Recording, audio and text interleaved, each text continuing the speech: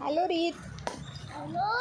आमचं दुकान बनवतोय. तुम्ही काय बनवताय? आम्ही हे आमचं विहिरी बनवतोय. विहिरी बनवताय? हे काय करतायत?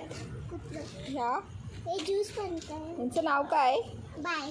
बायग्या नाव आहे. ओके. नाव काय तुमचं खरोखरचं?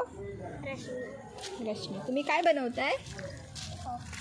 कॉकटेल. अरे वा.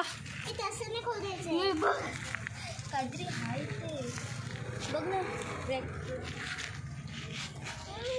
ह्याचं नाव काय आहे? ह्याचं अंश. अंश काय करतोय? काय नाही खोदतोय असंच. विहिरी बनवतो तुझ्यासाठी.